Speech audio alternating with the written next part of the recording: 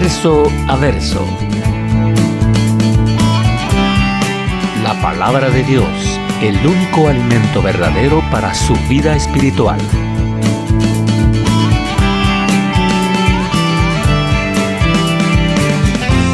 Verso a verso. Una presentación de Capilla Calvario, Guatemala.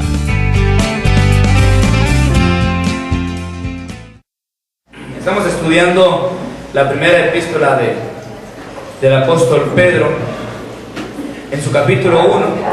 Hoy vamos a estudiar, ya todos tienen el boletín por ahí. Hoy nos tocan siempre el capítulo 1, los versos 17 al 25.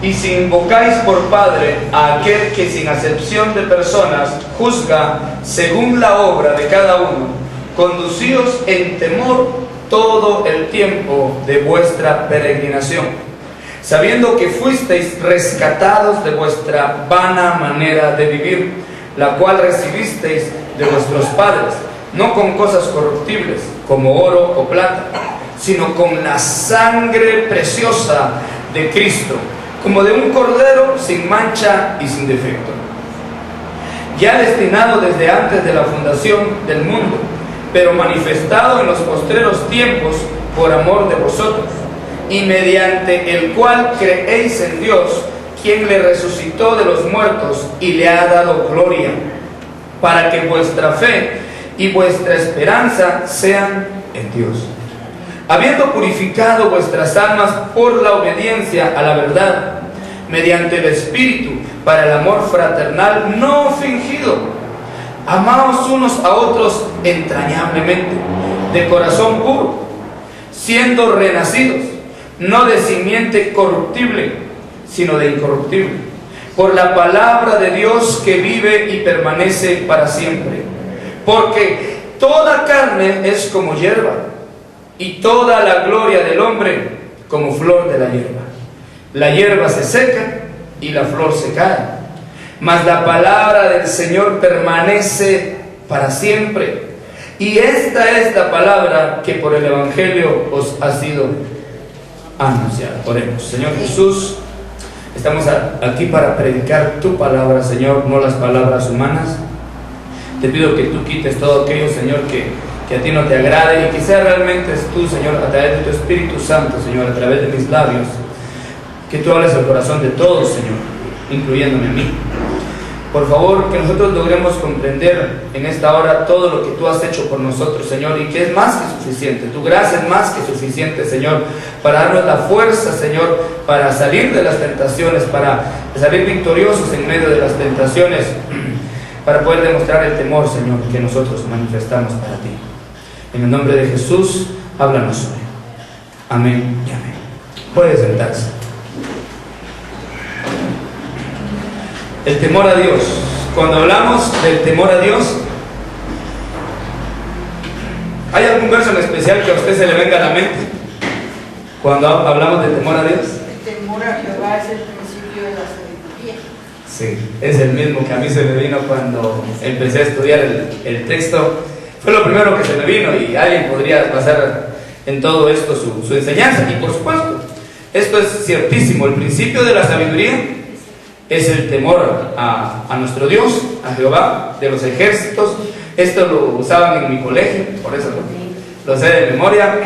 Pero aclaramos que es una sabiduría no humana, es una sabiduría de Dios. Es diferente. A veces queremos compararla y pensamos de que es la sabiduría para sacar solo 100 en los estudios, y ciertamente Dios nos puede ayudar para sacar 100 en los estudios, pero realmente se refiere a una sabiduría espiritual, a una sabiduría de Dios, una sabiduría que el mundo no conoce.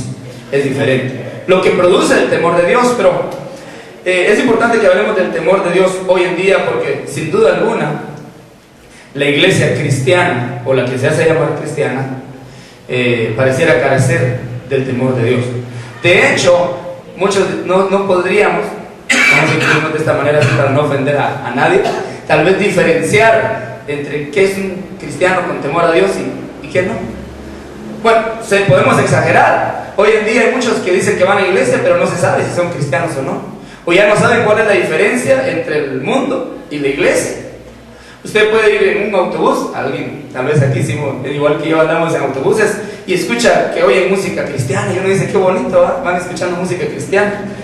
Pasan 2 canciones y a la segunda ya es música del mundo, o secular, o rancheras, y bueno, otras 2 del mundo, otra vez cristiano. Dicen, no, uno no entiende, porque se ha mezclado tanto esto, que realmente se logra comprender que no hay temor de Dios. Pero hay una diferencia. Ahora, por favor, su Biblia en Malaquías. Malaquías está antes de Mateo, es el último libro del Antiguo Testamento. Vamos a tratar de buscar un poco rápido, por favor. Capítulo 3, verso 16. Permítame leerle esto, y cuando terminemos no vaya a quitar su dedo de Malaquías, porque también vamos a buscar otra cita ahí. Capítulo 3, verso 16. Después de que los inconversos han dicho que es en vano servir a Dios y que le va mejor a los que son soberbios, que le va mejor a los que son impíos y que prosperan más económicamente, después de decir eso, los que no aman a Dios, dice que los sabios, los que temen a Dios, verso 16, entonces los que temían a Jehová hablaron cada uno a su compañero. ¿Y qué hizo Jehová? Escuchó y oyó, y fue escrito libro de memoria delante de él para los que temen a Jehová y para los que piensan en su nombre. ¿Piensa usted en el nombre de nuestro Dios todo el día, cuando se levanta, cuando se va a acostar, cuando va a comer, cuando comemos, cuando vamos a tomar una decisión? Verso 17, y serán para mí especial tesoro, ha dicho Jehová de los ejércitos. En el día que yo actúe, Él los perdonaré, como el hombre que perdona a su hijo que le sirve. Entonces os volveréis y discerniréis la diferencia entre el justo y el malo, entre el que sirve a Dios y el que no le sirve, y si usted me permite, entre el que teme a Dios y el que no le teme a Dios. Tenemos que tener cuidado que nuestra vida no se esté dirigiendo a una vida donde no haya temor de Dios. Por supuesto que Dios es amor, por supuesto que Dios ha sido paciente con nosotros y tiene misericordia, pero le debemos un temor a Dios. Dice el verso 17, y si invocáis por Padre, ¿a quién invocamos por Padre? A Dios. Y ahí mismo en Malaquías capítulo 1, por favor, verso 6, dice, el Hijo honra al Padre y el siervo a su Señor. Y mira lo que pregunta nuestro Dios. Bueno, y si yo soy su Padre, ¿dónde está mi honra? Y si yo soy su Señor, ¿dónde está mi temor? Dice Jehová de los ejércitos, a vosotros, oh sacerdotes, que menospreciáis mi nombre y decís, ¿en qué hemos menospreciado tu nombre? ¿Sabe que estos sacerdotes, ellos tenían que presentar una ofrenda, ya sea de pan o de un animal? Y cuando llevaban una ofrenda de un animal, según cuando uno lee todo el contexto del capítulo, llevaban a los enfermos. Si iban a ofrecer un cordero, llevaban el que ya se iba a morir. O si no tenía una pierna, lo llevaban a ofrecer a Dios. Si iban a ofrecer pan, dice que dejaban que el pan, pues, este pan ya no sirve, pues ofrezcámoselo a Dios. Perdone que me vaya a poner un poco práctico hoy, pero hablemos de la iglesia, porque muchos piensan que solo en la iglesia es que hay que mostrar temor a Dios, pero realmente es en todo el ámbito diario. Pero hablemos de la iglesia. ¿Manifestamos temor a Dios cuando estamos en la iglesia? Cuando damos la ofrenda, o el billete que no le pasaron en la tienda es el que va a dar para la ofrenda.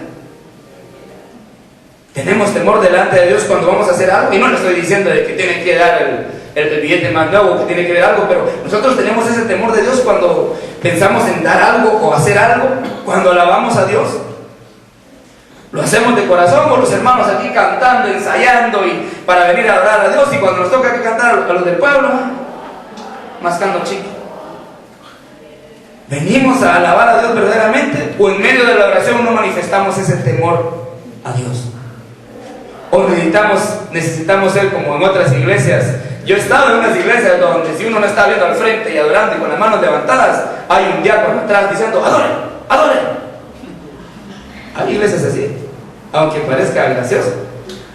Y yo cuando estaba así, todos están bien parados, hasta los niños. ¿Necesitamos de eso para manifestar el temor a Dios? ¿Realmente aquí en la iglesia tenemos esa reverencia a nuestro Señor? Porque estos sacerdotes, es para Dios, decían. Dios nos está fijando en ese tipo de cosas, en esos detalles. Pero el temor a Dios es de muchos detalles en nuestra propia vida. Nosotros no debemos de menospreciar el nombre de Dios, porque si Él es nuestro Padre, ¿dónde está la honra? ¿Cómo honra usted a Dios? ¿Cómo le teme a usted a Dios? ¿Sabe dónde le honra? ¿Sabe dónde le teme? Dice vamos a buscar por favor Deuteronomio capítulo 10, verso 17. Ya puede cerrar Malaquías, no volveremos a Malaquías.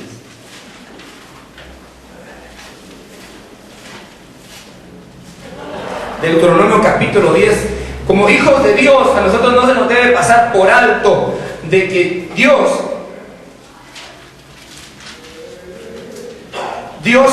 es un Dios de dioses, Señor de señores, Dios grande, poderoso y temible, que no hace acepción de personas. Deuteronomio capítulo 10, verso 17. Que se le quede grabado en la mente. Dios es Dios grande, Dios de dioses, Señor de señores, grande y temible. Y mire lo que dice el 20. A Jehová tu Dios, ¿qué dice? Temerás, y a Él solo servirás, a Él seguirás, y por su nombre jurarás. Él es el objeto ¿de qué? De tu alabanza. Si Él es nuestro Padre, ¿dónde está la honra? ¿Le alabamos a Dios? ¿O usted espera hasta el domingo para venir a cantarle al Señor acá, a la iglesia? Usted espera hasta que vengamos aquí, que haya música y todo para darle su alabanza a Dios. Es cierto que uno le alaba al Señor con su conducta, es una alabanza en espíritu, en verdad, una adoración. Pero usted le canta al Señor también estando en su casa. Le adoramos a Dios, toma un tiempo aparte para cantar y dice, bueno, vamos a cantar, sepa o no cantar, pero usted toma su tiempo para alabar a Dios. Tomamos nuestro tiempo porque Él es el objeto de nuestra alabanza. O le dedicamos más tiempo a otras cosas. Porque miren, esto lo han dicho mucho, pero si nosotros dedicamos más tiempo a algo, busque qué es lo que usted más dedica tiempo. Eso realmente es su tesoro. Eso es a lo que usted le está dedicando su alabanza. Pero si usted le dedica más tiempo a la Biblia, si usted le dedica más tiempo a Dios, a orar, a alabarle, a adorarle, entonces realmente vamos a estar viviendo en el temor del Señor. Dice que tenemos que conducirnos con temor todo el tiempo de vuestra peregrinación. Y esto nos aclara que miren, lo que nosotros estamos viviendo acá, esto solo es un paso. ¿Cómo tuvo que vivir Abraham, que era el peregrino? ¿Entiendas? Y así vivió Isaac, y así vivió Jacob, y vivían en tiendas. Y vieron que Isaac y Abraham y Jacob tenían o no tenían dinero. Tenían dinero. Y perdone, pero yo creo que esto lo explican bastante, que creo que todos se lo han de saber. Pero ¿qué dice la Biblia? ¿Que Abraham era rico o qué era? No era rico, Abraham no era rico, era riquísimo. ¿Y acaso él dijo, ay, como tengo mucho dinero, me voy a construir una mansión? Así dijo Abraham. Él entendió que él era un peregrino en una tierra extraña y mejor vivió en tiendas. Algo bien tremendo para nosotros. Verso 18. Sabiendo que fuisteis rescatados de vuestra vana manera de vivir, la cual recibisteis de vuestros padres, no con cosas corruptibles como oro y plata. Por favor, busque Zacarías. Es un libro que está antes de Malaquías. Yo sabía que tú lo buscarías. Y a veces no lo encontrarías. ¿Ya lo tienen? Capítulo 3 de Zacarías. Mire, tengo abierto y trata de leerlo, pero le voy a decir rápidamente la historia. Aquí está. Cuando el pueblo de Israel regresó de Babilonia, a ese pueblo se le llamó el pueblo del cautiverio. Estuvieron 70 años en cautiverio. Y cuando regresaron, el líder se llamaba Zorobabel, pero el sumo sacerdote se llamaba Josué. Ahora bien, Josué era el designado, pero Josué era un pecador. Perdone que le voy a hablar así tan fuerte, pero ya me va a comprender por qué lo digo. Josué era sucio. Josué era un vil. Josué era como nosotros antes de tener a Cristo. En el verso 2 dice, y dijo Jehová a Satanás, Jehová te reprenda, oh Satanás, Jehová que ha escogido a Jerusalén te reprenda. Y dice, ¿no es este un tizón arrebatado del incendio? Verso 3, y Josué estaba vestido de vestiduras viles y estaba delante del ángel. ¿Cómo estaba Josué delante de Dios? Con vestiduras viles, viles. Y aclaremos que no se refería a la ropa encima, es solo para que se nos quede mejor, ¿va? Él estaba lleno de pecado. Por eso dice la Biblia en el verso 2 que él es un tizón arrebatado del fuego. ¿Cómo es un tizón? Es un leño bonito, pues que todavía no ha agarrado fuego, estaba cerca del fuego. ¿Eso es un tizón? ¿Cómo es un tizón? Ya está quemado. Perdón, hermano, pero cuando Dios vino a nosotros estábamos quemados en nuestros pecados. Nadie puede decir, yo vine a Dios así, tranquilo, Dios se sacó la lotería conmigo. No, para nada. Nosotros ya éramos tizones. Dios nos rescató de nuestra vana manera de vivir. Él nos cambió. Y es que, miren, esa obra salvadora de ser rescatados es algo que solo Dios lo pudo hacer. Es algo que nosotros no tuvimos nada que ver. Y si usted se da cuenta, lo que más me impacta es que en el verso 9 dice, de ese mismo capítulo 3 de Zacarías, dice, porque he aquí aquella piedra que puse delante de Josué, sobre esta única piedra hay 7 ojos, he aquí yo grabaré su escultura, dice Jehová de los ejércitos. Ponga atención a esto. Y quitaré el pecado de la tierra en un solo día. ¿Cuánto nos llevaría a nosotros quitar todo nuestro pecado? Para empezar, no podríamos quitar el pecado. No podemos. Solo la sangre preciosa de Jesucristo, como cantábamos, pudo limpiarnos del pecado. Y como José tampoco podía, por eso en el verso 4 de ese mismo capítulo, dijo el ángel de Jehová y mandó a los que estaban delante de él diciendo, quitad de estas vestiduras viles. Y él les dijo, mira que he quitado de ti tu pecado y te he hecho vestir de ropas de gala. Ponga su nombre ahí, Daniel, te he quitado tu pecado. Dios se lo está diciendo. Iván, te he quitado tu pecado. Dios nos ha quitado el pecado. Hermano, pues yo todavía siento como que usted sentirá porque no quiere creerlo, pero Dios le quitó su pecado. Pero ¿cómo es esto posible? Hoy me hizo la pregunta alguien todavía en la mañana, mire, ¿y será que de veras Dios nos va a perdonar por todas estas cosas tan malas? No es que nos pueda perdonar, ya nos perdonó. Esto es maravilloso, hermanos, es algo que nos tiene que mover de la silla. Porque muchos todavía están luchando. O sea, buscan la santidad para querer alcanzar algo, para querer alcanzar la salvación. Y esto tiene que ser así. Nosotros buscamos ser santos para agradar a Dios. Si no, nos estamos equivocando. Si no estamos pensando de que alcanzando la santidad es por nuestros méritos propios y no es por obras para que nadie se gloríe. Si buscamos la santidad es porque tenemos temor. ¿A quién? A Dios. Amén. Está claro que el oro y la plata son cosas perecederas. O sea que no vamos a hablar de eso ahorita ni le vamos a poner importancia. Verso 19. Sino, ¿con qué dice que fuimos rescatados? Con la sangre preciosa de Cristo, como de un cordero sin mancha y sin contaminación. Si quieren no lo busquen, pero en Éxodo 12:5 habla sobre cómo tenía que ser el cordero para la celebración de la Pascua. Si alguno ha leído Éxodo por ahí, pero apúntelo si quiere. Éxodo 12:5 dice que el cordero tenía que ser sin defecto. Sin defecto. Por eso el problema de los que tenían en el tiempo de Malaquías, en el tiempo de los que regresaron de Babilonia, que ellos ofrecían un animal ciego. Como este ya no lo vamos a comer, porque a veces cuando los animales están malos y los matan, esa carne no es buena. Entonces daban lo malo para Dios. Y esto no es así. Nosotros tenemos que dar lo mejor para Dios. Como no tengo sueño, me voy a poner a orar. Cuidado. O como no tengo sueño, voy a leer la Biblia. Cuidado. Claro que es mucho mejor que no hacer nada, pero tenga cuidado. No le dé a Dios sus obras. No le demos a Dios cosas que tal vez le desagraden. Tengamos mucho cuidado en eso. Nosotros tenemos que saber discernir entre lo bueno y lo malo, entre el que es justo y el que es impío, según lo que leímos en Malaquías 3:16. Dice que con la sangre preciosa de Jesucristo, como de un cordero sin mancha. ¿No le emociona saber que Jesucristo se ve como el cordero perfecto para el sacrificio? Mire, vamos a comprenderlo más en el Evangelio según San Juan, en el capítulo 1, fácil de buscar, búsquelo por favor ahí, en el capítulo 1 del Evangelio de San Juan, en su versículo 29 y verso 36. Mire qué es lo que decía Juan cada vez que miraba a Jesús. Cuando Juan lo miraba decía: he ahí el Cordero de Dios que quita, ¿qué? El pecado del mundo. ¿Y quién, según Zacarías, quién fue el que quitó el pecado entonces? Jesús.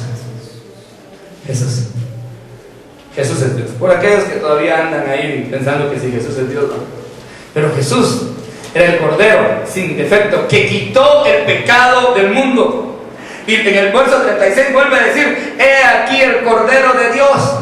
Miren, cuando lo dijo la segunda vez, entonces ya Andrés y otros discípulos de Juan dejaron a Juan y se fueron tras Jesús. Qué diferencia de maestro era Juan, ¿va? Hay muchos que lo que quieren es acaparar gente para que vean que tienen muchos discípulos, pero nuestro verdadero trabajo es conducir a la gente a Jesús. Y Juan dijo: es necesario que yo mengue y que Él crezca. Mire, Juan dejó ir a los dos discípulos porque Él les dijo: miren que Él es el Cordero. ¿Qué más quería que le dijeran? Jesucristo es el Cordero, no el hombre, no la iglesia. Jesucristo es todo. Dice, como de un cordero, sin mancha y sin contaminación. Fíjense que este cordero se usaba para la Pascua. ¿Sabe qué significa Pascua? ¿Cómo se dice Pascua en inglés? Passover. Se entiende un poco más, ¿va? Fíjense que el significado de la Pascua es pasar por alto, pasar sobre. Yo me dirá: ¿y cómo así no tiene sentido? Es porque en el tiempo, en el Éxodo, cuando iban a salir, se recuerda que iba a venir el espíritu de muerte que iba a matar a todos los primogénitos. Pero el que tuviera manchado en sus dinteles o en la parte de aquí arriba, bueno, en las columnas o dinteles, mejor dicho, de sangre del cordero que fue sacrificado, dice que la muerte iba a pasar porque todos eran pecadores, hasta los israelitas. O sea que ellos no se salvaron por ser santos, ellos se salvaron por la sangre del cordero. Y el espíritu de la muerte venía castigando el pecado, porque la paga del pecado es muerte. No es que Dios fuera malo, sino que la paga del pecado es muerte, hermano.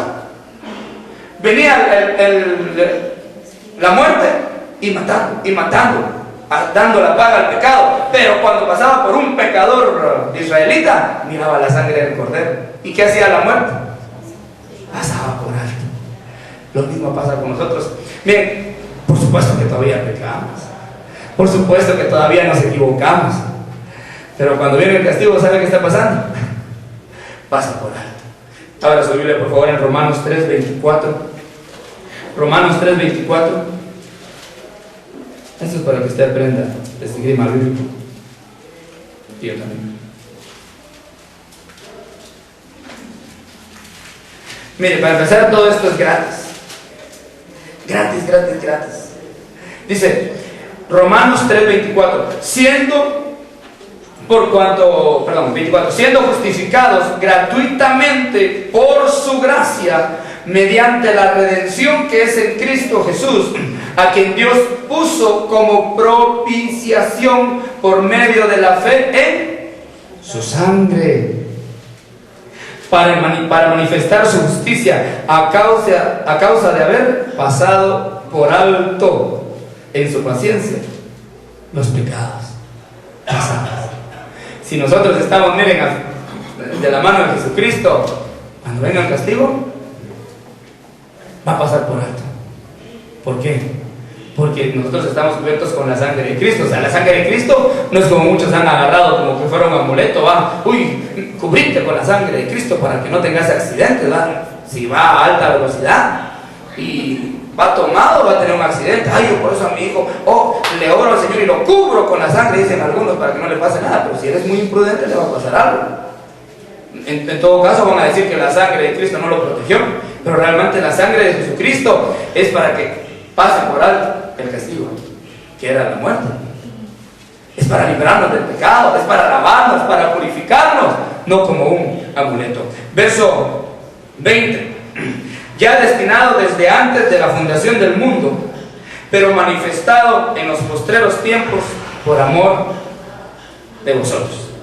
Miren, qué precioso es leer esto, porque Jesús, la idea de que Jesús muriera por nosotros, no fue una idea que dijo Dios, ay, no me funcionó la ley, entonces lo que voy a tener que hacer, ya sé, voy a mandar a mi hijo. Y de todas maneras, pues alguien lo hubiera visto bien, pero no. La idea de Jesucristo no fue un as bajo la manga, no fue de tratar de tapar un error, no. Jesucristo, Él estaba preparado de antemano, destinado. Otras versiones dicen predestinado. Pero Él ya estaba preparado de antemano, antes de que todo fuese formado, para morir por nosotros. Porque Dios ya nos había amado desde antes. Él ya fue destinado desde antes de la fundación del mundo. Esto es algo maravilloso. Porque miren, aún Moisés en el Salmo 91, por si no lo recuerda, búsquelo ahí, Salmo 91.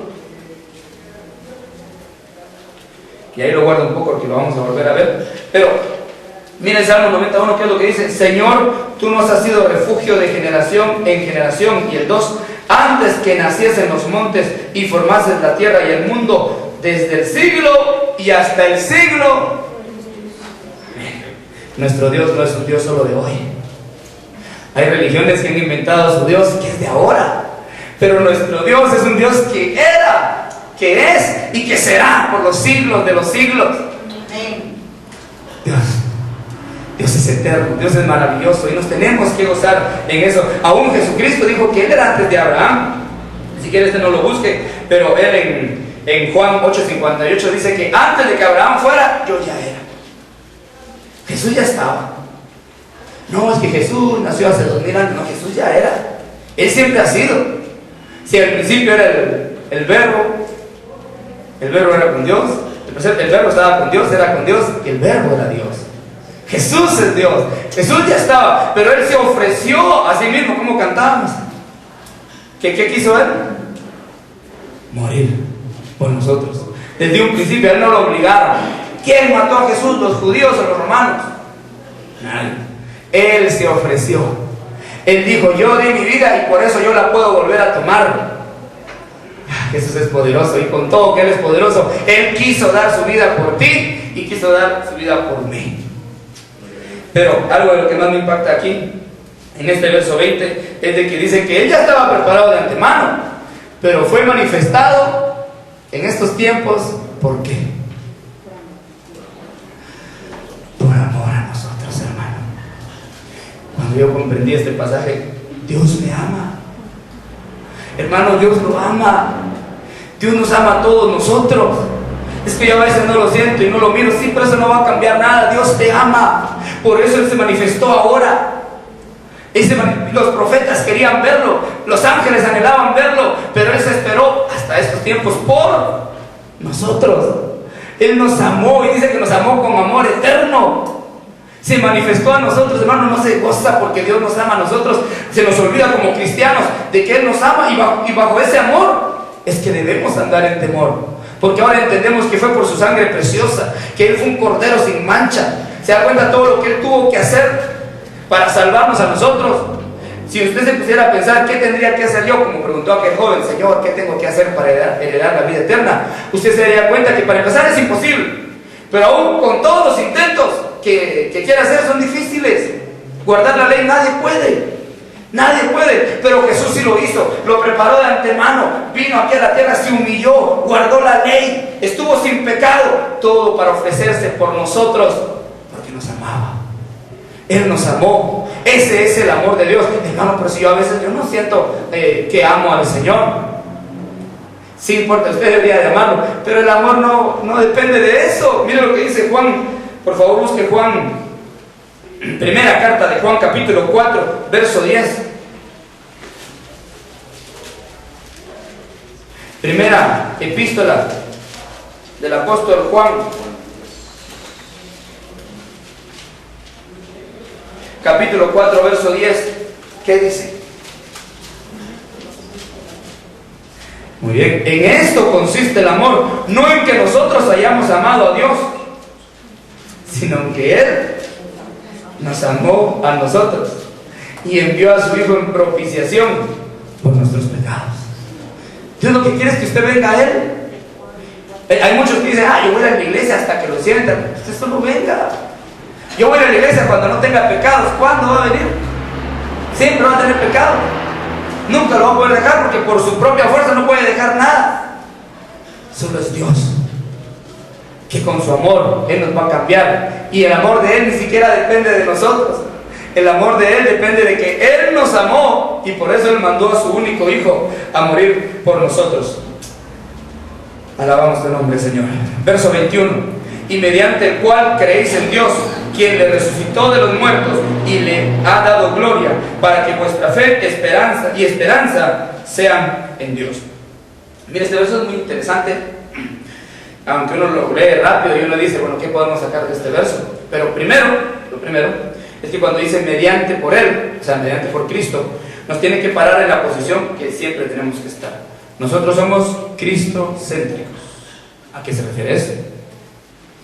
Que nosotros somos por Cristo y para Cristo, en Él vivimos, en Él morimos, en Él somos, todo tiene que ser por Él. Por supuesto que tenemos Espíritu Santo, Él lo envió, y muchos dicen que somos la iglesia del Espíritu Santo, nosotros somos la iglesia de Cristo. Amén, es Cristo. Hay un Padre Celestial y por supuesto son el mismo Dios, es un Dios trino, pero fue Dios el que sujetó a Cristo todas las cosas. Así que es mediante Él que nosotros creemos. Por eso nosotros nos llamamos cristianos. Alguien me decía, miren, todas las religiones se habla de Dios. Qué bueno, me decía, pues yo por tratar de encontrarlo dije, mire, tenga cuidado con todas las religiones. No, me dijo, mire, si hasta en los mormones. Yo le dije, no, digo, porque ellos no creen que Cristo sea Dios.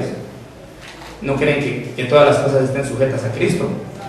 Pero es que vaya, solo eso, pero si esa es la base de todo. Si no creen en Cristo, si no creen que Cristo lo es todo y que es el que sustenta todas las cosas, no son cristianos, no somos hermanos. Tiene que ser Cristo, porque es Él y por Él que hacemos todo. Yo vivo para Cristo. Para mí, el vivir es y el morir es ganancia. Pero todo es para Cristo. Por eso dice, y mediante el cual creéis en Dios. Y esto es importantísimo también, quien le resucitó de los muertos y le ha dado gloria. Dos cosas, le resucitó de los muertos y le ha dado gloria, que forman una sola cosa realmente al final. Pero estas dos verdades nos tienen que consolar, es más, nos tienen que fortalecer, dar el ánimo necesario para seguir adelante. ¿Por qué?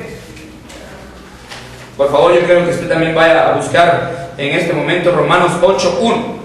Busque el capítulo 8 de Romanos, ahí vamos a ver 2 o 3 citas. Romanos capítulo 8. Fíjese, primero, dice que Dios resucitó a Jesucristo. ¿Es cierto esto? Amén. Bueno, y le ha dado gloria. Si nosotros estamos en Cristo, ¿qué dice Romanos 8:1? Si nosotros estamos en Cristo, no hay ninguna condenación. Por eso aquellos que realmente no tienen a Cristo buscan guardar la ley, porque ellos no se sienten libres de la condenación. En cambio nosotros, que creemos en Cristo y solo en Cristo y vivimos para Él, nosotros estamos libres de condenación. No sentimos ese peso de la condenación, porque si pecamos, pedimos perdón a Dios y nos levantamos 7 veces que hará el justo, y 7 veces lo levantará Jehová. Y seguimos adelante, pero no sentimos ese peso de la condenación. En cambio, aquellos que no han logrado recibir a Jesucristo, así sean teólogos, así sean muy estudiados, sienten el peso de la condenación. Porque el punto no es ser teólogo, no, el punto es creer en Cristo. Mire, no se sorprende que la carta de Pedro es tan... inclusive dice unas palabras ahí que uno diría, wow, estas palabras, ¿verdad? De las primeras que predicaba Francisco, la presencia.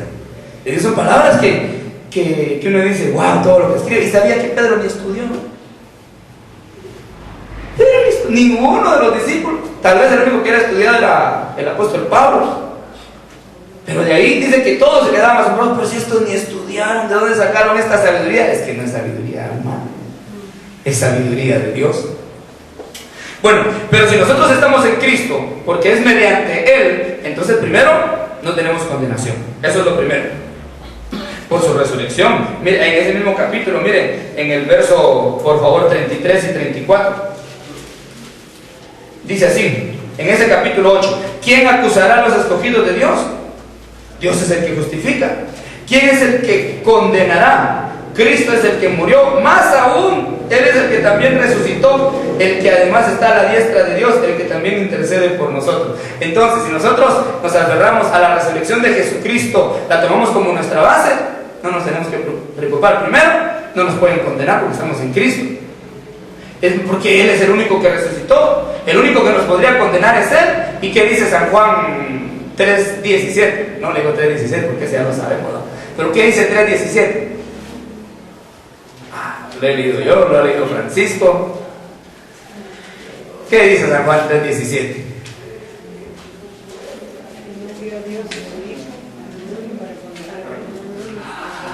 No envió Dios a su Hijo ¿para qué?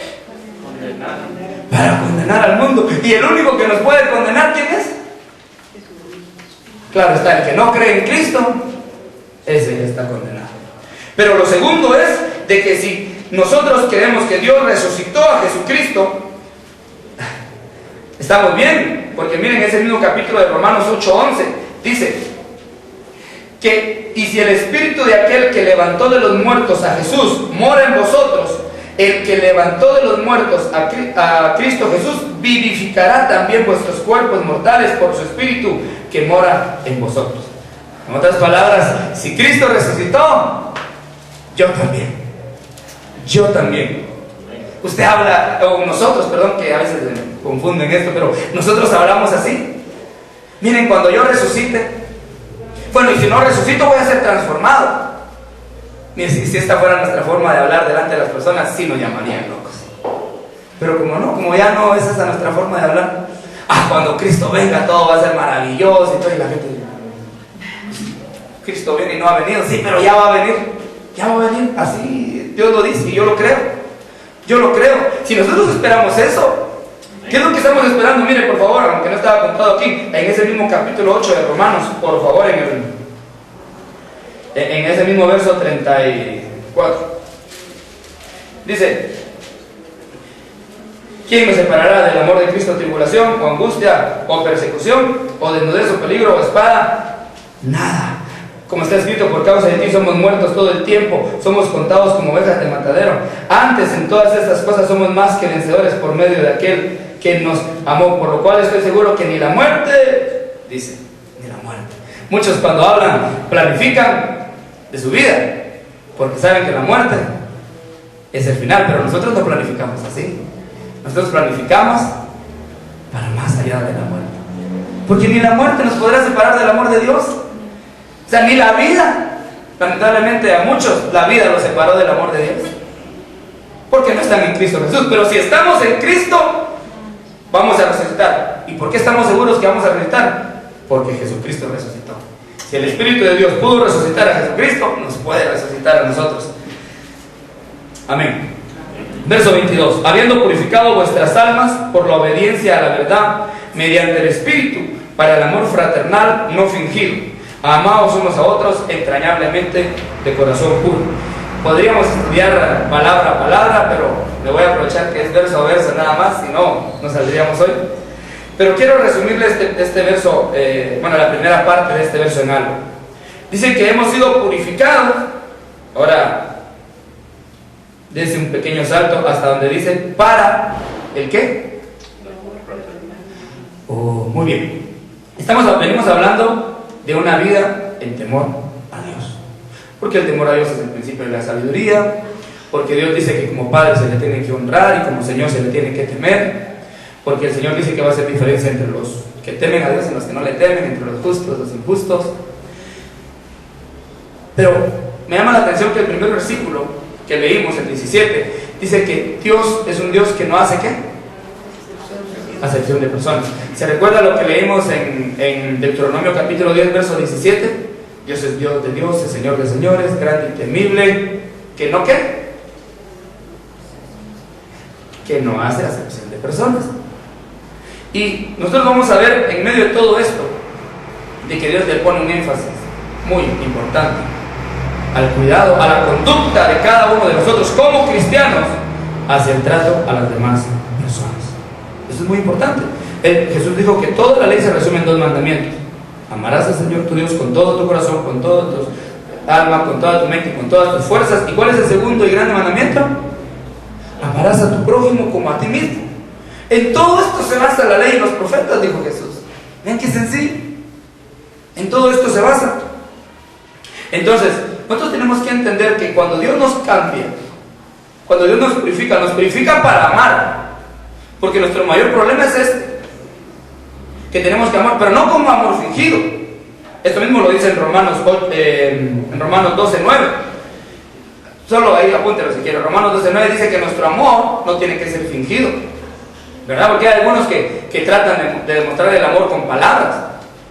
Hermanito, uy, hermanito lindo, uy, hermanito chulo, y ay, qué amor es de este hermano, va. Pero mire, gracias a Dios, por favor busque ahí en Juan 3:18, así busque, por favor, primera carta de Juan, capítulo 3 y verso 18.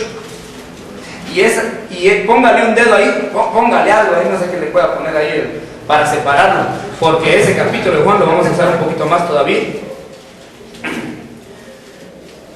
¿Ya lo tienen? ¿Qué dice? ¿Cómo tenemos que amar? No amemos de palabra ni de lengua, sino de hecho y en verdad. Sí, hermano y hermanas, no amemos solo de palabras. Oh, sí, hermano, yo te amo, hermano, yo te amo en el amor del Señor. Mire, sí, es bonito decirlo y que se lo digan a uno, qué bonito es. Pero las palabras, ahí se las lleva el viento. En cambio, los hechos. Mire que hasta eso es la frase que han usado los políticos: hechos, no palabras. Pues así tendríamos que ser nosotros: hechos, demostremos con hechos, no solo con palabras. Desde aquí es fácil, a mí me gusta predicar, aquí es bonito. Todavía me pongo un poco nervioso, como usted quiera, pero me encanta, porque aquí de veras es precioso hacerlo. Pero allá afuera, ya de hecho, en la práctica, es donde realmente vamos a demostrar si amamos a Dios y amamos a nuestro prójimo. Entonces, amar, pero con un amor que no sea fingido, es amar de hecho y no de palabra. ¿Y cómo es el verdadero amor? ¿Se recuerda? Primera de Corintios, ¿qué capítulo? 13. En especial, por favor, y háblalo, mejor háblalo, porque aquí no nos vamos a quedar sin saber cómo es el verdadero amor, porque este es el centro de todo. Primera de Corintios capítulo 13, versos 4 al 8, a la primera parte.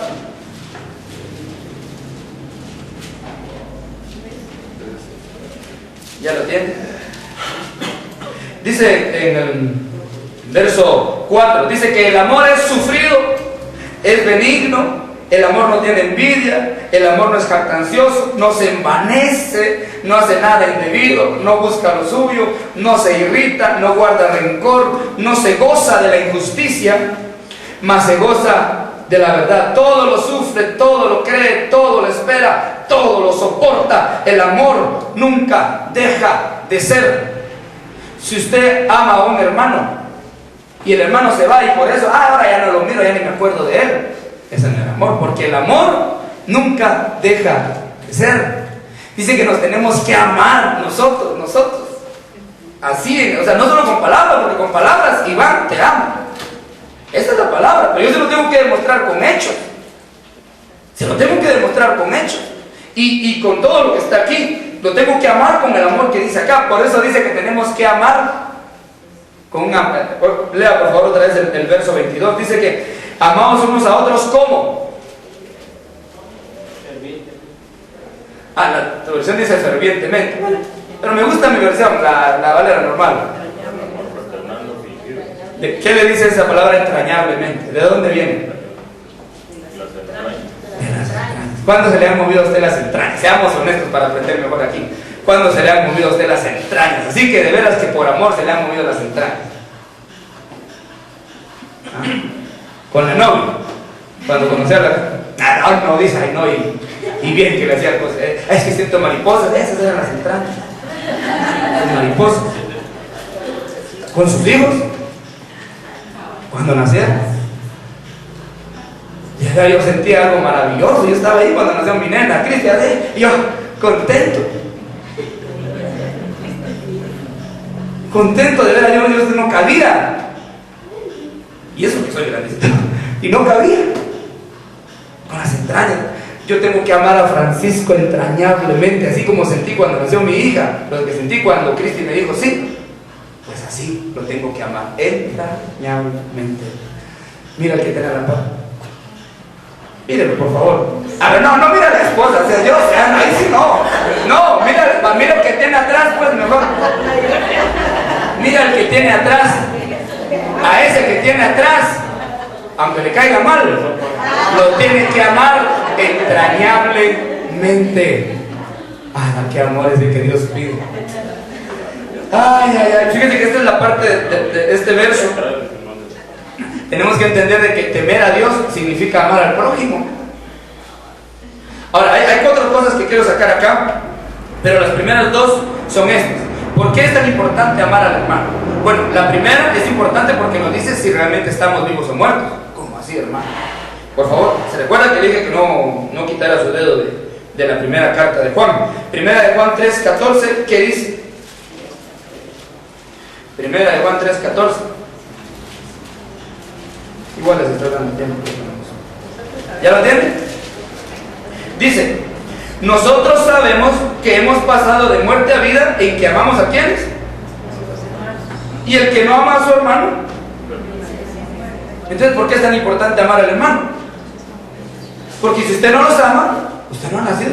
Hermano, yo soy cristiano porque ya levanté la mano, pasé al frente y lloré como usted no se imagina. Y pasé al frente de todos esos que me caen mal. No ha nacido de nuevo. No ha pasado de muerte a vida. Es que yo amo a Cristo, pero a los cristianos me caen mal. No ha nacido de nuevo. No ha nacido de nuevo. ¿Se da cuenta por qué es tan importante amarnos unos a otros?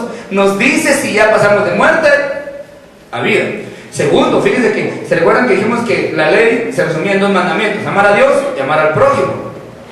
Pues amar al prójimo nos ayuda, amar a nuestros hermanos nos ayuda a completar toda la ley. Por favor, abra su Biblia ahí en Romanos 13:8, sin perder esa de Juan, ¿se recuerdan?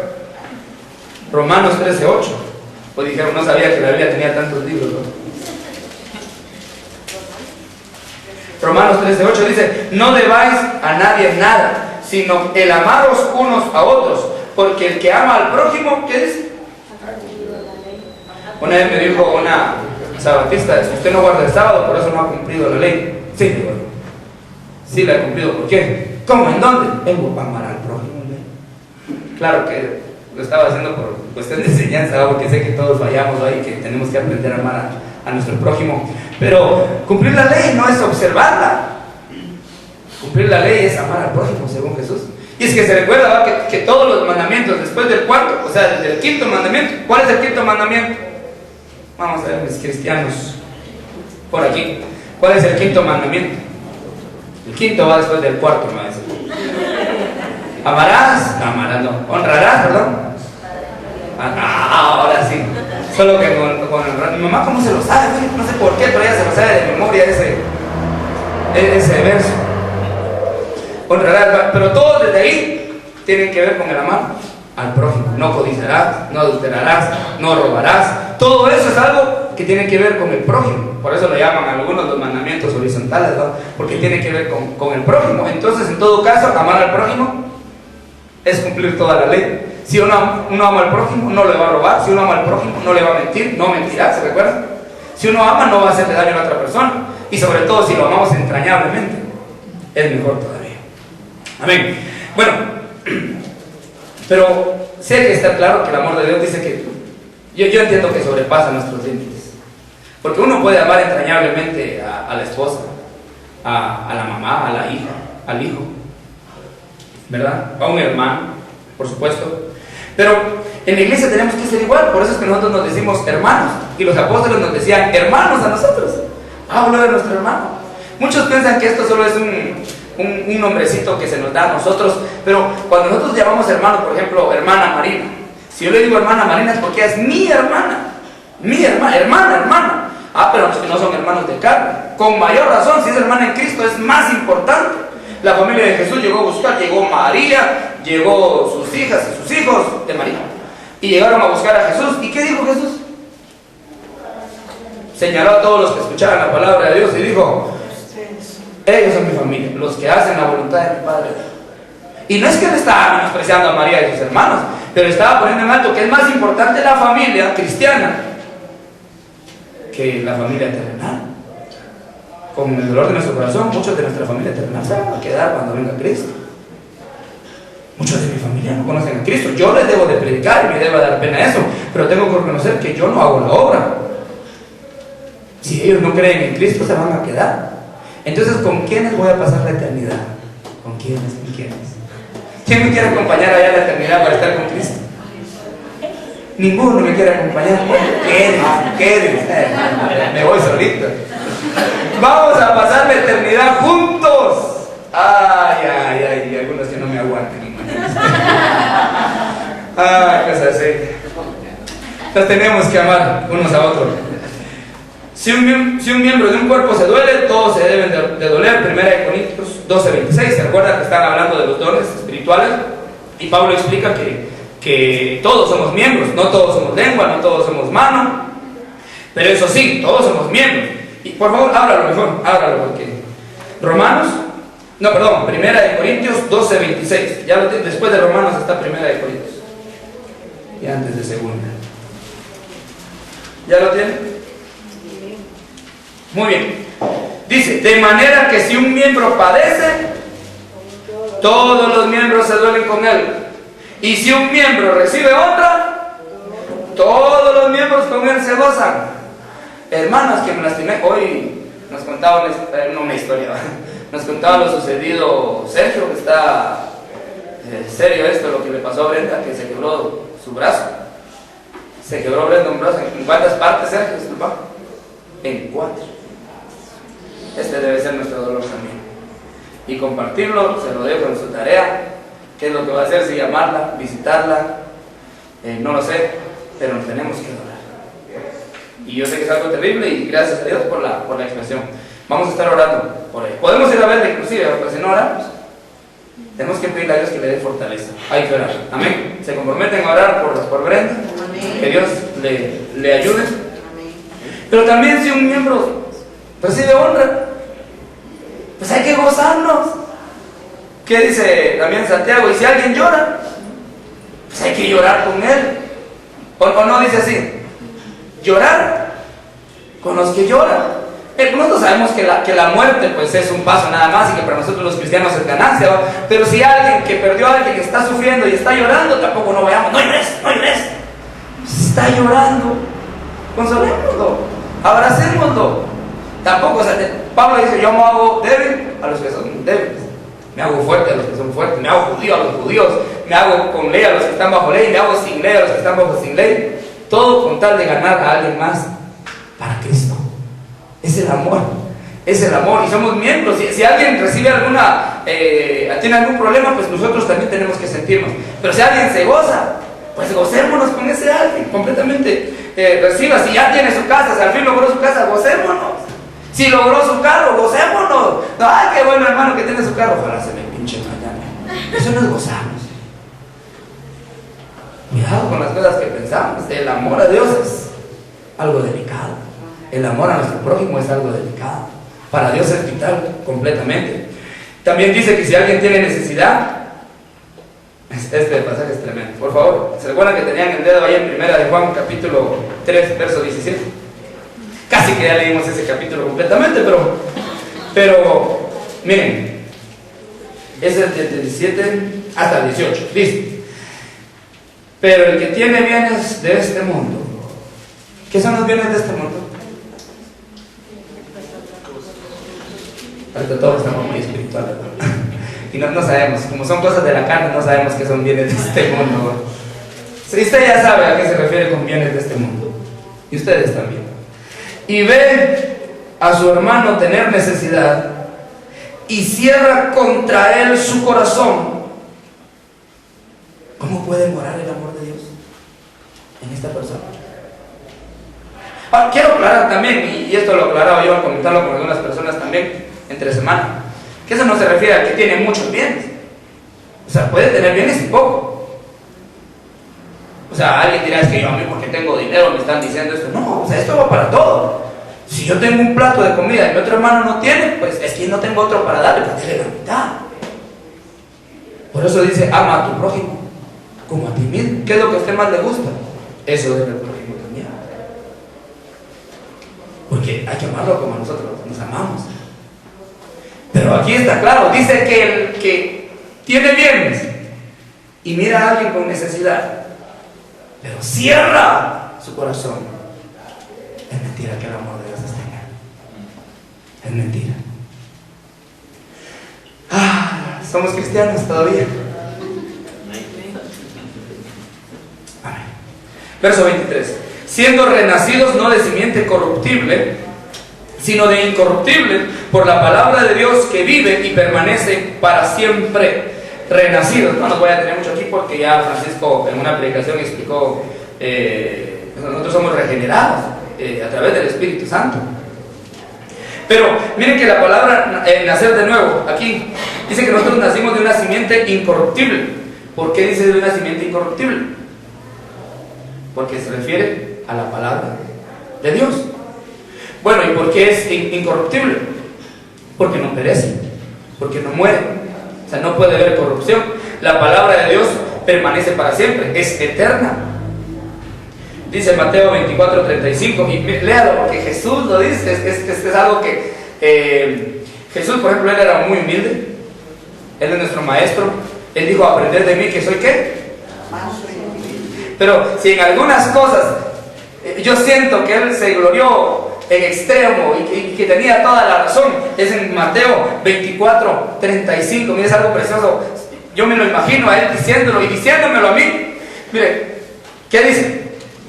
El cielo y la tierra pasarán, mas mis palabras no pasarán. Jesús lo dijo. Fíjese, no estaba. Y yo sé que él habla de la palabra de Dios, o sea que es todo el Antiguo Testamento también, es la palabra de Dios.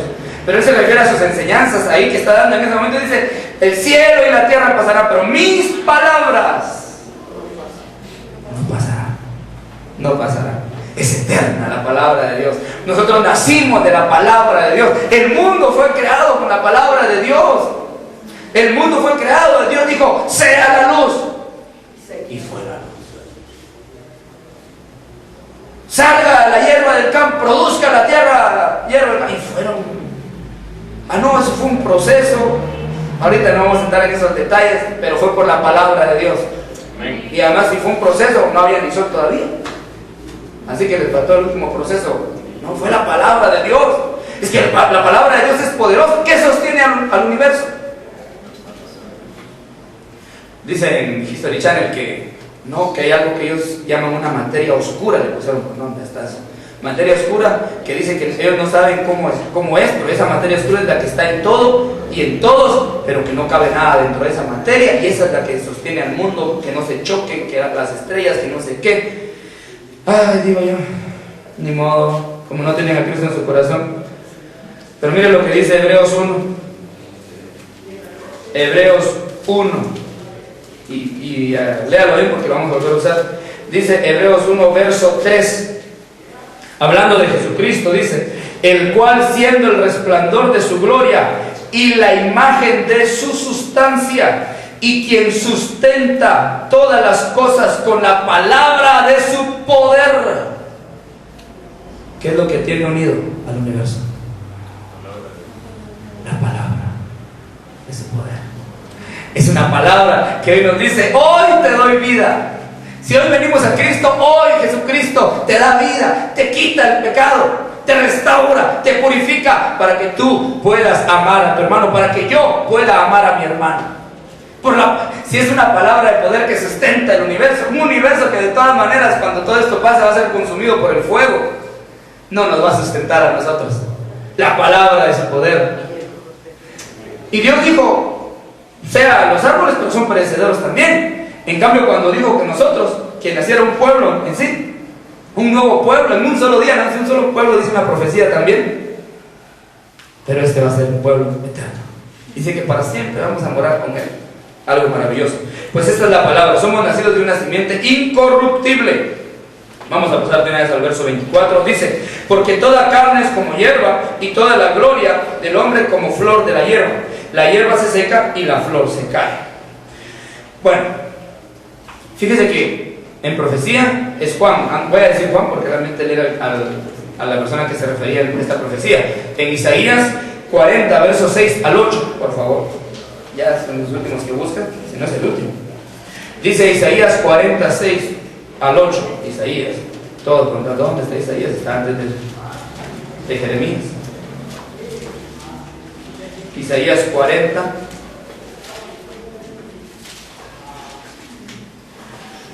Porque se recuerda que a Juan el Bautista le profetizaron diciendo: voz que clama en el desierto. Pero al final de cuentas preguntó Juan el Bautista: sí, mi trabajo es clamar. ¿Y qué tengo que clamar? Usted nunca se ha puesto a nunca se ha preguntado, nunca le ha preguntado: Dios, ¿y qué tengo que clamar? Porque tenemos que clamar. Nosotros tenemos que compartir el Evangelio, pero ¿qué compartimos? Mucho. No se interesan. Qué bueno que quieran sacar un montón de cursos en la universidad, que quieran sacar títulos, pero lo más importante, que es compartir la palabra de Dios, ni se preguntan, no se preparan para saber qué tienen que compartir. ¿Y yo qué tengo que compartir? Bueno, Juan sí se lo preguntó, en profecía, por supuesto, y le dijo, verso 6, voz que decía, da voces, y yo respondí, por supuesto Isaías, ¿va? Pero en figura de Juan, ¿qué tengo que decir a vos? O sea, ¿qué tengo que decir? ¿Y qué tenía que decir? Que toda carne es hierba, y toda su gloria como flor del campo. La hierba se seca y la flor se marchita, porque el viento de Jehová sopló en ella. Ciertamente como hierba es el pueblo. Ahora otra vez, por favor, Salmo 90. Salmo 90. Sí, mire, esto es maravilloso cuando uno lo mira ya en conjunto. En el Salmo 90, en el verso 6 o 5, perdón, la segunda parte, dice, bueno, los arrebatas como con torrente de agua, se refiere a los hombres, son como sueño y a los días, como la hierba que crece en la mañana, y en la mañana florece y crece, y a la tarde es cortada y se seca. Pero se refiere al hombre. Desde el 4 usted lo puede ver, desde el 3, porque viene hablando de los hombres, de los días, que para el Señor 1000 años es como un día. Pero para nosotros, yo quiero vivir un montón de años, pero así viva 1000 años, para Dios es como un día. Es como la flor del campo, como la hierba, hoy es, mañana no es. Moisés todavía dice, hoy es, y en la tarde ya no es. Así es la vida, ya no es, así son nuestros bienes. Eso tenía que predicar Juan el Bautista, lo leyó en Isaías 46, eso tenía que decir, que miren, todo lo que estamos aquí es perecedero. Nuestras casas, nuestros carros, nuestros logros, nuestros títulos. Miren este título que me acredita como doctor en no sé qué, de cuánto, de teología y en ciencias cristianas. Eso es algo que va a perecer completamente. Doctor en divinidades, eso va a perecer. Todo eso es pasajero. Solo la palabra de Dios es eterna. Pero miren, ¿qué es lo que usted anuncia? ¿Qué predica usted? ¿Usted predica esto? Que la vida del hombre es como hierba que se seca y se muere. No creen que si usted predica esto lo van a tachar de negativo. Predíquelo, llegue mañana a su trabajo y empiece diciendo, fíjense que hoy aprendí algo, ayer aprendí algo, que esta vida se va a pasar, todo esto como la hierba se va a marchitar, esto no va a permanecer. Le van a decir, vos tan negativo que sos, pero eso es lo que tenemos que predicar. ¿Y sabe qué es lo que me impacta? Lo predicó Moisés, lo predicó Isaías, lo predicó Juan el Bautista, lo predicó Pedro, y ahora lo tenemos que hacer nosotros. ¿Qué tenemos que predicar? Que esta vida se va a acabar y que lo único que es eterno, según el verso 25, mas la palabra de Dios permanece para siempre. Y esta es la palabra que por el Evangelio os ha sido anunciada. Son dos cosas, se dividen en dos cosas: que toda la vida va a pasar, que toda esta vida que nosotros tenemos, la carne, se va a podrir, se va a desaparecer, pero la palabra de Dios permanece para siempre. ¿Por qué vamos a vivir con temor? Porque sabemos que esto es perecedero, lo que estamos acá. Guardemos la palabra de Dios. ¿Qué dice Hebreos?